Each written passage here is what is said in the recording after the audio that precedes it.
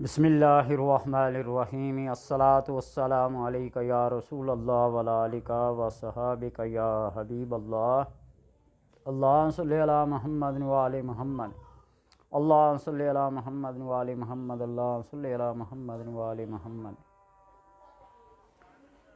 بات چل رہی تھی جادو اور جنات کے حملوں کی، کیسے انسان پر حملہ آور ہوتے ہیں اور کیسے انسان کو اپنے چنگل میں اپنے جال میں پھنسا لیتے ہیں اور نفسیاتی مریض بنا دیتے ہیں۔ ان باتوں کو کوئی تسلیم کرے یا نہ کرے، لیکن جب بندے کے ساتھ یہ بات پیش آتی ہے تو پھر سارے یقین اور سارے اعتقاد آ جاتے ہیں۔ مجھے اچھی طرح یاد ہے کہ میں ایک جگہ رہتا تھا اور ہوٹل سے کھانا پینا ہوتا تھا کسی دور میں۔ اسکول کی ڈیوٹی سے واپس آ کر ایک ہوٹل پہ کھانا کھانا، وہیں بیٹھ کے گپ شپ لگانا، اور پھر اکیلا رہتا تھا۔ ایک دن ایک آدمی آیا جو دودھ والے کو کہ یہ ہوٹل والے کو دودھ دیا کرتا تھا، اور اس کی تقریباً کوئی 30-40 بھینسیں اور اتنی ہی گائے، یعنی 60-70-80 کے لگ بھگ اس کے بھینسوں اور گایوں کا باڑا تھا۔ ایک دفعہ وہ ہمارے پاس بیٹھ گیا اور کیا بات چیت شروع ہوئی ان چیزوں پہ، ایسے گپ شپ کے طور پر کہ اللہ میں ان چیزوں کو نہیں مانتا۔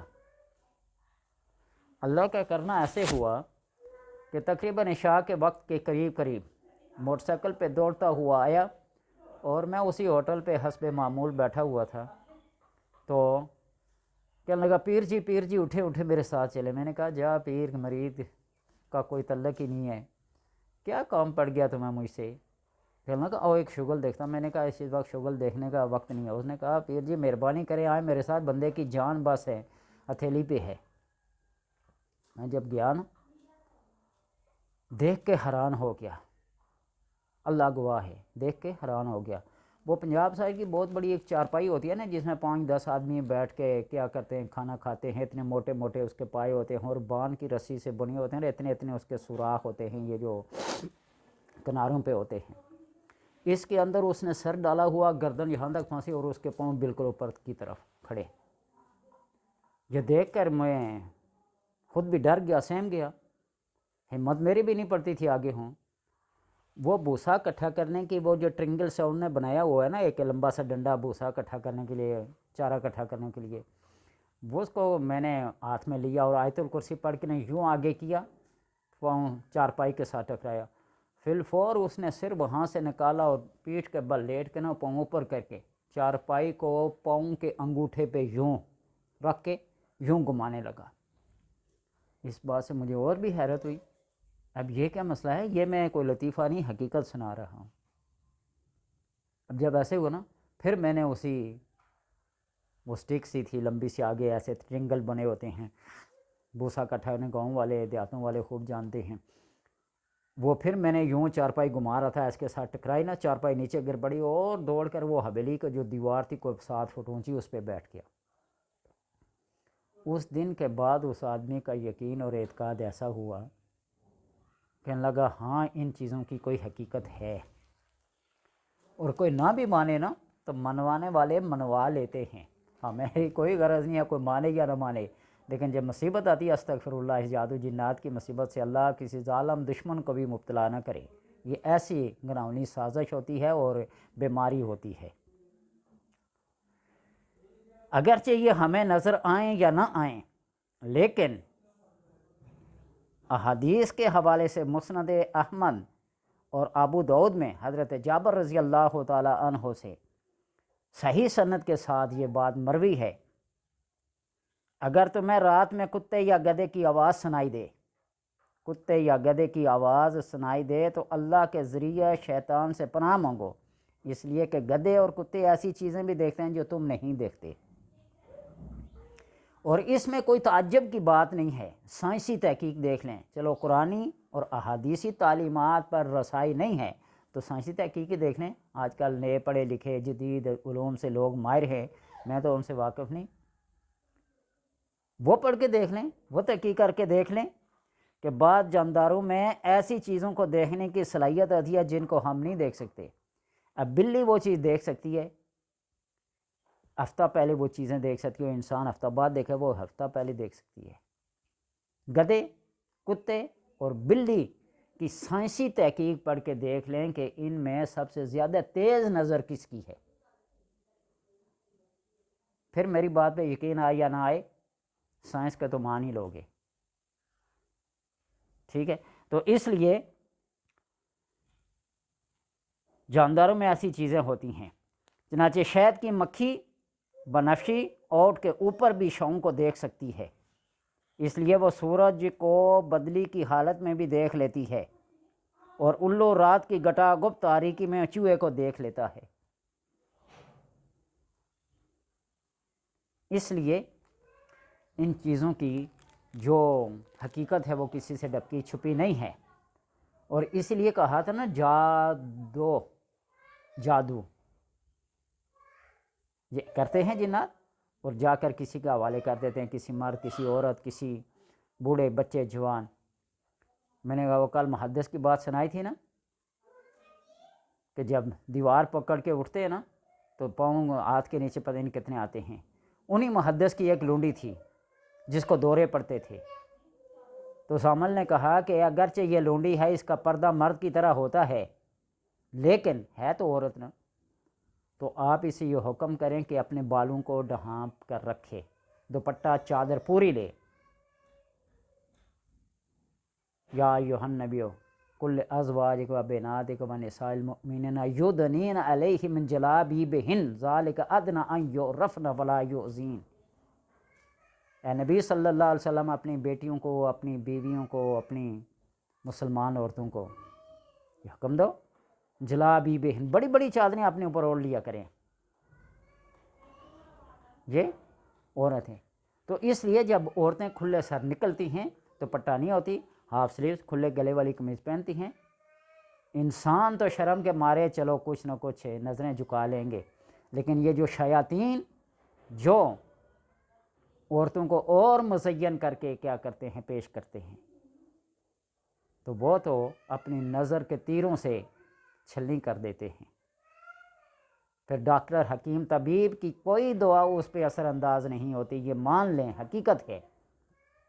جس کے اوپر اگر کوئی چیز اثر کرتی ہے تو قرآن الہی ہی ہے، کلام الہی ہے، اللہ کا کلام ہی ہے، اللہ کی نازل کردہ کتاب ہی ہیں، نبی اکرم صلی اللہ علیہ وسلم کی تعلیمات ہی ہیں جن پر عمل پیرا ہو کر ہم چیزوں سے چھٹکارا حاصل کر سکتے ہیں۔ اس لیے ہر مسلمان شریعت کے مطابق زندگی گزارنا شروع کر دے تو اللہ تبارک و تعالیٰ کے کرم سے ان چیزوں سے کافی حد تک چھٹکارا مل جاتا ہے۔ اب میں آپ کو ایک عمل وہ بتا رہا ہوں، آپ یہ سمجھ لیں کہ قرآن پاک کا 9واں سپارہ، 11واں سپارہ اور 12واں سپارہ ہے ایسے ہیں جس میں موسیٰ علیہ السلام کا ذکر کثرت کے ساتھ آتا ہے، اور پھر 19واں پارہ، 9واں سپارہ، 11واں سپارہ، 12واں سپارہ، 16واں سپارہ اور 19واں پارہ، ان میں موسیٰ علیہ السلام کا جو جادوگروں کے ساتھ مناظرہ ہوا تھا، مقابلہ ہوا تھا، ان آیات کو یاد کر لیں اور ان آیات کو پڑھیں، اور پھر ہر قسم کے جادو جنات سے اپنی جان کیا کر لیں، چھڑا دیں۔ وہ آیتیں کون سی ہیں، کس طرح پڑھنی ہے، طریقہ سن لیں۔ سب سے پہلے 7 کنوؤں کا پانی، 7 بور کا پانی، 7 چشموں کا پانی، چشمے کا یا کنویں کا پانی مل جائے تو وہ زیادہ بہتر ہے، 7 جگہ سے پانی لے لیں، اگر نہ ملے تو 7 مساجد سے ہی پانی لے لیں، اور ان کے اوپر 40 مرتبہ ان آیات کو پڑھیں۔ 40 مرتبہ نہیں پڑھ سکتے تو کم سے کم 11 مرتبہ پڑھنا لازمی ہے۔ فلما القوا قال موسیٰ ما جئتم به السحر ان اللہ سیبطلہ ان اللہ لا یصلح عمل المفسدین ویحق اللہ الحق بکلماتہ ولو کرہ المجرمون فوقع الحق وبطل ما كانوا يعملون فغلبوا هنالك وانقلبوا صاغرين القي السحرة ساجدين قالوا آمنا برب العالمين رب موسیٰ و ہارون انما صنعوا کید ساحر ولا یفلح الساحر حیث اتی۔ موسیٰ علیہ السلام کے ساتھ جو سامری کے جادوگروں کا مقابلہ ہوا تھا نا، تو وہ آیات جہاں جہاں بھی لکھی ہیں ان کو یاد کر لو. میں نے بتا دیا 9واں سپارہ، 11واں سپارہ، 12واں سپارہ، 16واں سپارہ اور 19واں پارے میں یہ آیات ہیں، دیکھ کے یاد کر لیں. سورہ طٰہٰ کی آیت نمبر 69 ہے، پارہ نمبر 16 ہے. سورہ اعراف کی آیت نمبر 118، 119، 120، 121، 122 ہیں، بتا بھی دیا سورہ اعراف. تو ان پہ دم کر کے اس پانی سے مریض کو غسل کروائیں، مریض کو غسل کروائیں 2 سے 3 مرتبہ. اللہ تبارک و تعالیٰ کے حکم سے اس کے جادو اور جنات کے اثرات جتنے بھی ہوں گے وہ باطل ہو جائیں گے. ایک اور طریقہ بھی منقول ہے، کنویں کا پانی نہ ملے، ایک گھڑا بارش جب ہو رہی ہے تو ایسی جگہ پہ رکھ لیں کہ کسی کی نظر نہ پڑے اس گھڑے پہ، اور ایک گھڑا پانی ایسے کنواں کا لائیں جس کا پانی ڈول سے نہ نکالا جائے.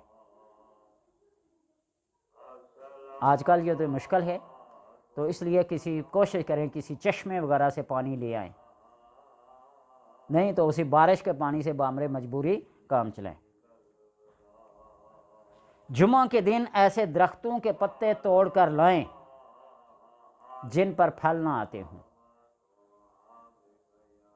بے شمار ایسے درخت ہیں جن کے اوپر پھل نہیں لگتے، تلاش کر لینا. اور دونوں پانی ایک جگہ کر کے ان سب پتوں کو ڈال دیں اور اوپر یہ بیان کیا گیا عمل پڑھیں. یہ جو آیات بتائی ہیں نا ان کو پڑھیں. اور اگر ممکن ہو سکے تو انہی آیات کو کالی روشنائی سے، کالی سیاہی سے لکھ کر اس پانی کے اندر گھول دیں، اور گھولتے وقت 3 مرتبہ ان آیات کو باوضو پڑھیں، دم کر لیں اور پھر غسل کروائیں. اللہ تبارک و تعالیٰ سے دعا ہے کہ ان اعمال کی برکت سے مریض کو صحت دے. مریض اگر خود غسل کر سکے تو خود کرے، اگر اتنا وہ لاغر ہو گیا ہے، اتنا لاچار ہو گیا کہ خود غسل نہ کر سکے، پھر 3 آدمیوں سے زیادہ اس کے پاس نہ 3 آدمی مل کر اسے غسل دے تو اللہ صحت دے دے گا. اور اگر یہ بھی ممکن نہ ہو، ایسی باتیں، ایسے چیزیں لانا، ساتھ کنویں کا پانی یا بارش کا پانی گڑھے میں رکھنا کسی کی نظر نہ پڑے، تو پھر آسان سے آسان طریقہ یہ ہے کہ قرآن کی آخری 6 صورتیں، قرآن پاک کی آخری 6 صورتیں سب مسلمانوں کو پتہ ہوگا اور پتہ ہے. قل یا ایھا الکافرون سے قل اعوذ برب الناس تک بسم اللہ سمیت 7 بار پڑھ کے پانی پہ دم کر لیا کریں اور اس پانی سے غسل کیا کریں. اور غسل کرتے وقت احتیاط یہ کریں کہ وہ پانی کسی نالی میں نہ جائے. اس کا آسان طریقہ یہ ہے کہ کسی کمرے میں یا چھت کے کسی کونے پہ کریں تاکہ گندی نالی میں پانی نہ جائے. اس کو معمول بنا لیں اور پھر دیکھیں اللہ تبارک و تعالیٰ اس جادو اور جنات سے نجات دیتا ہے یا نہیں. یہ وہ عملیات ہیں جن کے اپنانے سے بندہ ہر قسم کے جادو اور ہر قسم کے جنات سے بالکل محفوظ ہوتا ہے. میں گارنٹی سے کہتا ہوں نہ کسی حکیم کے پاس اس کا علاج ہے جادو کا اور جنات کا، نہ کسی ڈاکٹر کے پاس ہے، نہ کسی ماہر نفسیات کے پاس ہے. اگر اس کا علاج ہے تو صرف اور صرف اللہ کی کلام میں ہے، کسی عمل کے پاس ہے. آج کل کسی جادو جنات والے کو ڈاکٹر کے پاس نہیں جائیں، وہ اس کو نفسیاتی مریض کہہ کے مرگی میں ڈال دے گا، مرگی کا مرض ہے. کئی ایسے گولڈا شریف میں ہم نے کئی ایسی خواتین کو دیکھا ہے. وہ ایک مشہور مولوی صاحب ہوتے تھے مٹھیال کے خدا بخش صاحب، وہ ایسی نوجوان بچیوں کو دیکھتے تھے نا تو انہیں کہتے تھے کوئی جادو جنات نہیں ہے، ان کے چہرے کا رنگ ہی دیکھ کر ان کو کہتے تھے بچی کی شادی کرا دو.